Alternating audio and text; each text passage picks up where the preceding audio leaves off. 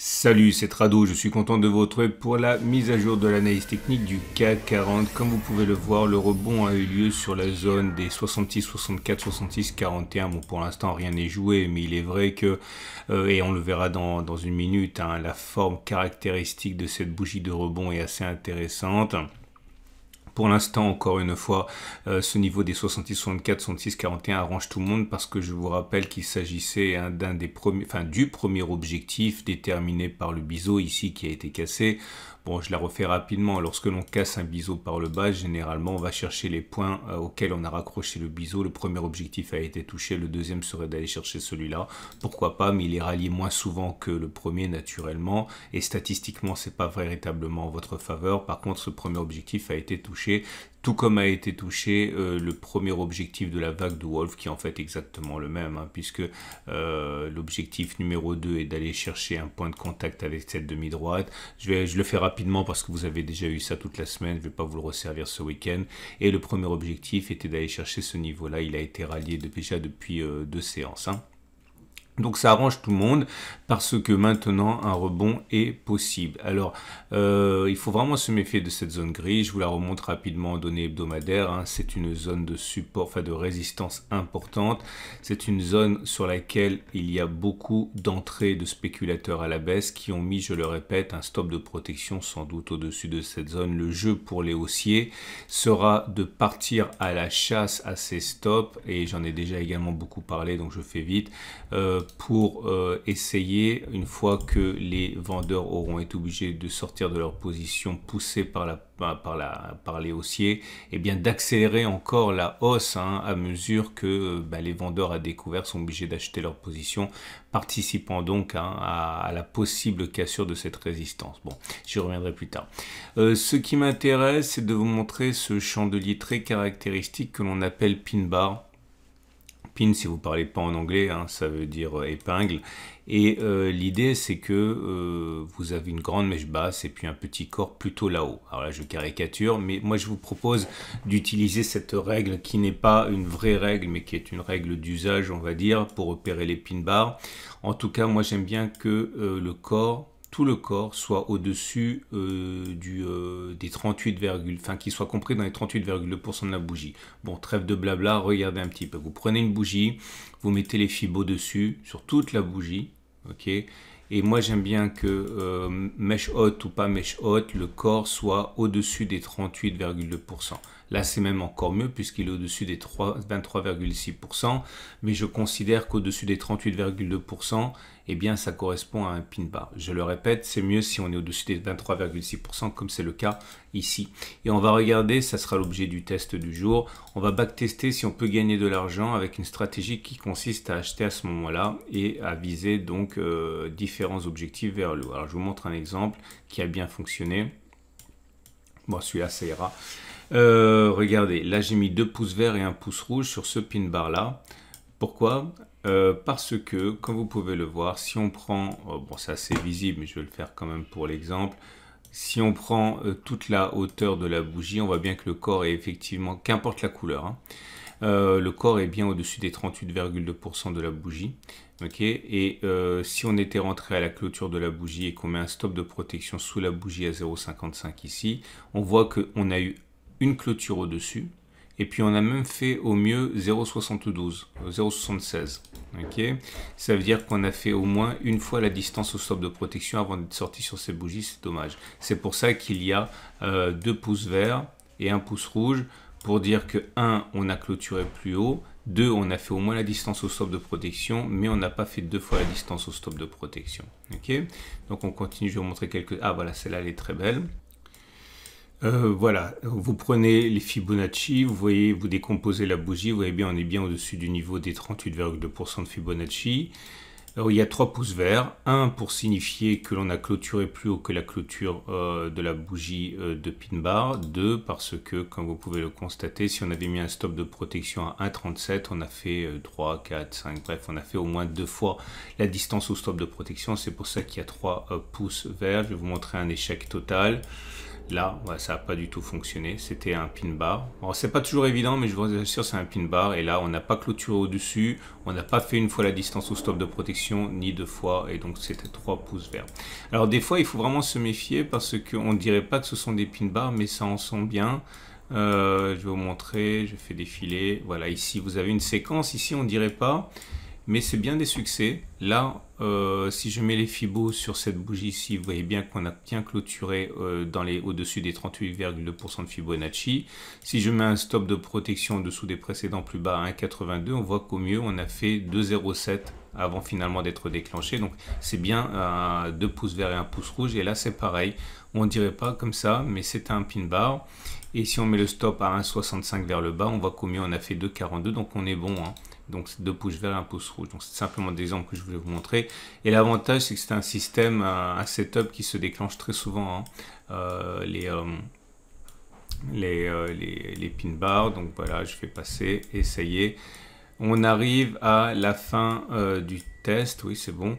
Et comme je l'ai dit, ça arrive assez souvent et on a sur 30 occurrences les résultats suivants. Alors, attention, ça n'a aucune validité scientifique parce qu'on ne peut pas tirer de conclusion sur uniquement 30 occurrences. Je donne ça simplement pour partager ma méthode et vous la transmettre si vous n'en avez aucune.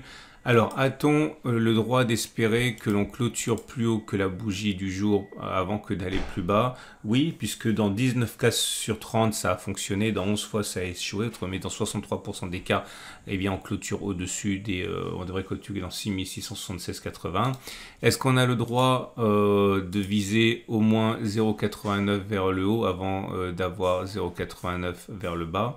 Oui. Dans 18 cas, ça a fonctionné, dans 12 cas, ça a échoué, autrement dit, dans 60% des cas. Autrement dit, si on avait risqué 1000 euros par trade, on aurait gagné 18 fois 1000, 18 000, on aurait perdu 12 fois 1000, 12 000, on aurait donc gagné 6 000. Par contre, viser 2 fois cette distance, non, au contraire, hein, ça n'a fonctionné que 9 fois, ça a échoué 21 fois, et même si on gagne 9 fois 2000, 18 000, c'est moins que 21 fois 1000, 21 000, donc il faut vraiment sortir assez rapidement. Hein. Ce qui nous amène donc aux éléments techniques. La moyenne mobile à cette période, comme on peut le voir, elle est toujours descendante et au-dessus du cours, la tendance immédiate est toujours baissière. La moyenne mobile à 20 périodes et au-dessus des cours, en dessous des cours, on est au-dessus, on la préserve, donc la tendance générale est haussière. À suivre le croisement ou non croisement M7-M20, je vais compter sur moi pour vous en parler lorsque ça se produira. La moyenne mobile à 50 jours, elle est ascendante, on est au-dessus, donc la tendance de fond est haussière et la tendance de long terme également est haussière puisqu'on est au-dessus de la moyenne mobile à 200 périodes, croix dorée invalidée. Et pour terminer, on va passer... Non, les indicateurs techniques, j'ai déjà fait le tour, il n'y a rien de neuf. On embraye directement sur l'Ichimoku.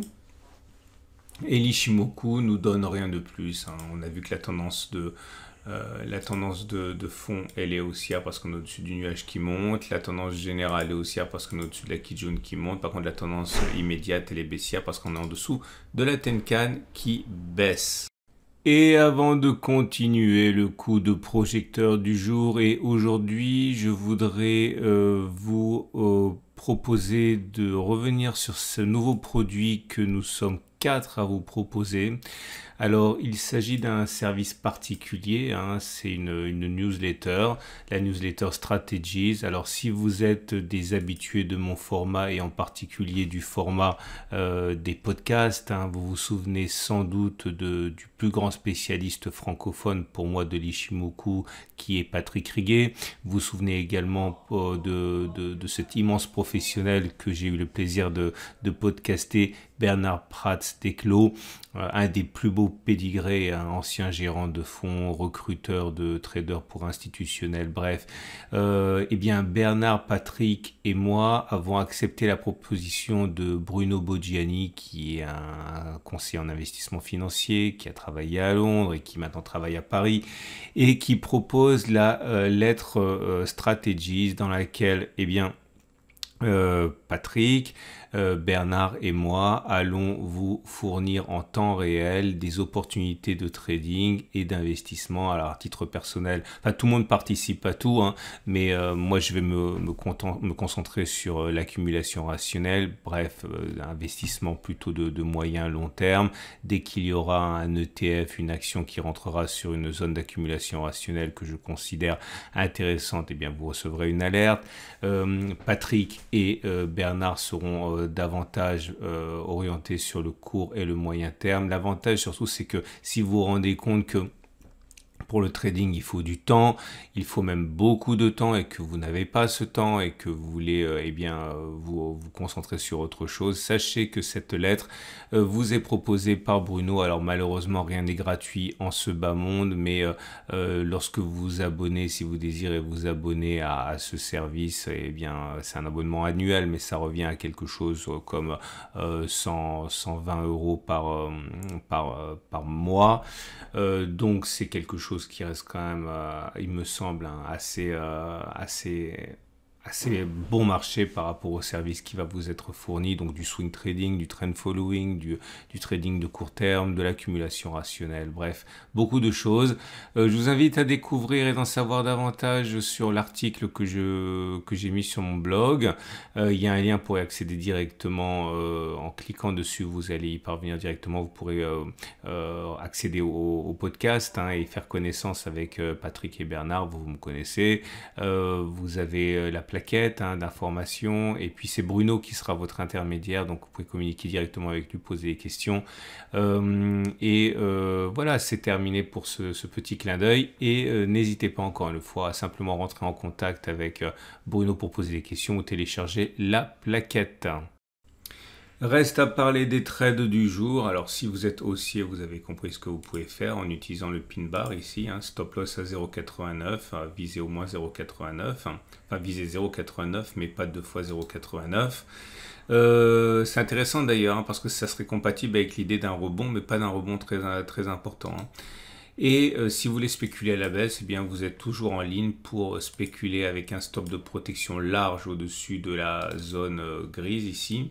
Et moi je l'ai mis à 7086, hein, mais c'est simplement indicatif, hein. Je le fixerai définitivement une fois j'aurai rentré toute ma position. Si vous découvrez mon format, je vous rappelle que je veux rentrer en deux fois. J'ai rentré un tiers de risque ici sur cette zone là à 6608 et je veux rentrer les trois quarts de risque dans la zone orange ici. On l'a effleuré mais on l'a pas touché, et je rentrerai donc sur cette zone orange avec un stop de protection, je l'ai dit, très large, hein, très large, qu'on déterminera à ce moment là, au moment où ça sera déclenché.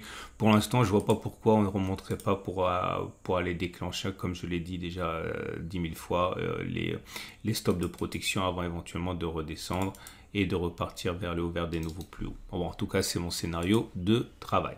Voilà, c'en est terminé. Je vous rappelle qu'il y a plein de vidéos pour vous. L'analyse technique hebdomadaire pour l'accumulation de long terme, pour construire votre retraite. Vous le savez, ça prend du temps, hein, d'investir, enfin de spéculer, de trader. Si vous voulez ne pas négliger vos investissements, j'ai vraiment le format qu'il vous faut avec mon format cœur satellite. Ça a été mis en ligne samedi. Également l'or et l'argent qui prend 30% en l'espace de 2 mois, il se réveille. L'or également qui normalement devrait, selon les analystes, performer de manière intéressante en 2023. Tout ça c'est en ligne également.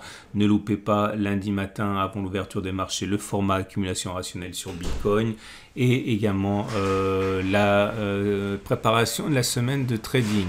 Excellente fin de week-end et à demain pour la mise à jour.